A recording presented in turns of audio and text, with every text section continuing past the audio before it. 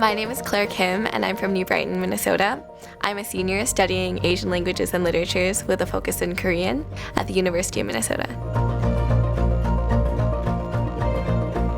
The main thing we did throughout the semester was working on this campaign for our new project called the Lily Pad to convert this 5,000 square foot vacant lot into a sustainability resource demonstration center for the neighborhood and helping residents prepare for climate change, teaching them how they can live a greener life.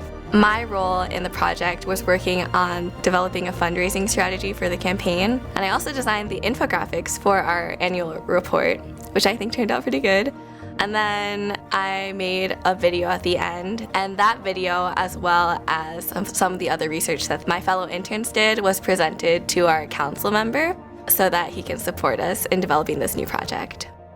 Thank you so much, Mary and James Lawrence, for the Lawrence Scholarship for Experiential Learning. The Lawrence Scholarship enabled me to participate in this unpaid internship without having to take on another job.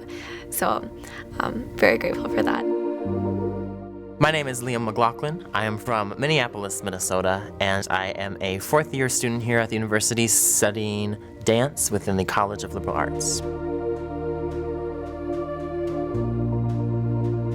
One of the workshops was around questions of consent and touch in the classroom. One was around microaggressions specifically around gender, sexuality, and race, and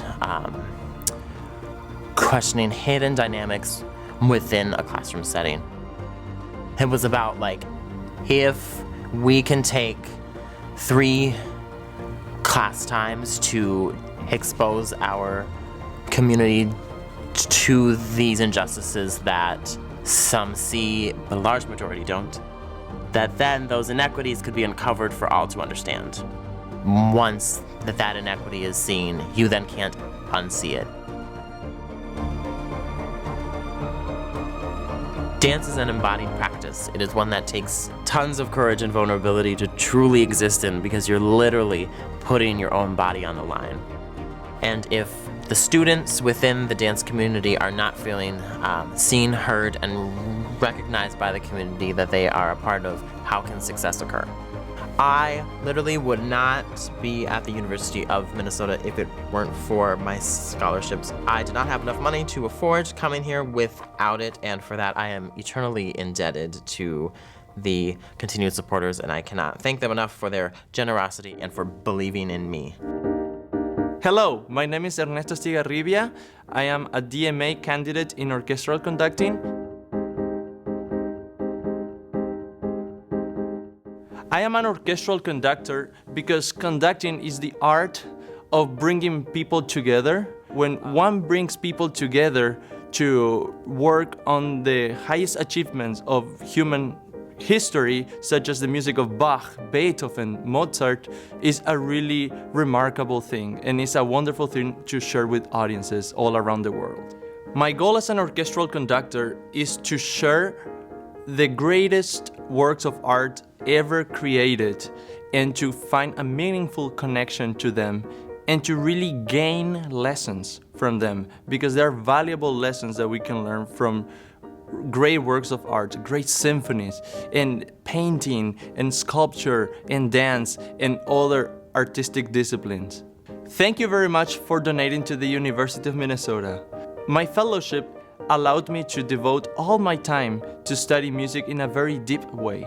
I come from Paraguay, South America, where opportunities for young artists are really scarce, and I was fortunate to land in Minnesota, where I found an incredible amount of opportunities to really hone my skills and my craft. My name's Kristen Lenz Trujillo. I'm a fourth-year political science PhD student, and my research interests are the rural-urban divide and the politics of place. So the reason I'm interested in studying the rural-urban divide in the United States is because I grew up on a farm in southern Minnesota, and my family was politically active. Growing up, I noticed that there was a division between how people thought culturally and politically in rural areas compared to how they thought or behaved in urban areas.